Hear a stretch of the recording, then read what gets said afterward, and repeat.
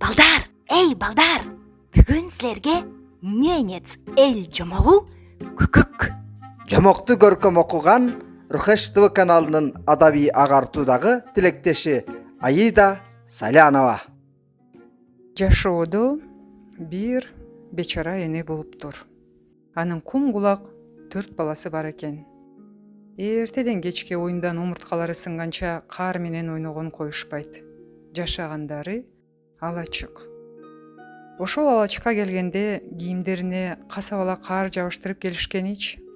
Сырттан кирген карды эне кургур тазалап, балдарын кийимдерин кургаткан түйшүүн тартканы канча.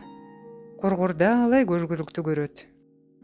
Жай келип, суудан балык кармап алган энесинин оор түйшүүн бөлүшүүгө 4 баласынын бири да жардам кылбайт. Ошондой оор турмуш, оор түйшүктөн эне ооруп жыгылат.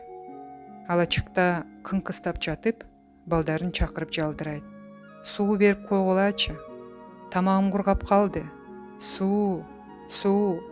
Бир эмес канча жолу суранса да, балдарын бири да суу алып келгенге жарабайт. Улуусунун айтканы бут кийимим жок. Андан кичүүсүнүн айтканы баш кийимим жок. Үчүнчүсүнүн айтканы мен жылаңачмын. Кенжеси болсо укмастан болуп коет. Эне кургур минтип да жалдырайт. Жылаңач барсаңар деле суу алачагыбыздын түбүндө эле агатко. Тамагым кургап өлөйүн деп калдым.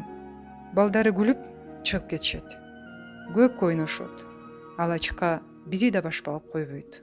Акыры курсагы ачканынан улуу баласы алачыкка баш багат. Караса, апасы алачыктын ортосунда терилүү тоон ийип аткан болот. Бир убакта эле терилүү тоон канат куйрук менен капталып калат. Энеси тери кырган тактайды колуна алар менен тактай куштун койругуна айланат. Темир оймогу оозго айланып, колдору болсо канат болуп өсүп чыгат. Ошентип ал куш болуп алачыктан учуп чыгат. Улуу баласы артынан кыйкырат. Карагылачы, апабыз чымчык болуп учканын. Бөбөктөр ошол замат чуркап келип чыркырашат. Апа, сизге суу алып келебиз. Эне үн катат. Кечиктиңер. Мен эми көл үстүнөн учам. Толкуну шарпылдаган суулардын үстүнөн кайкыйм. Балдары артынан чуркайт, чакырышат, чөмүч менен суу сунушат. Кенедей баласы чыркырайт. Апаке, үйгө келиңизчи, ме суу ич, мынакей суу. Эненин үнү алыстап барат. Эми баары кеч балам, мен эми келбейм.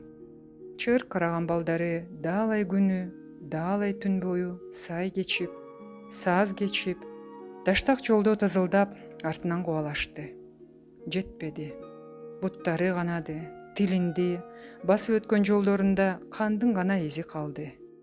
Күкүк эне кайрылбаган бойдон балдарын таштап кетти.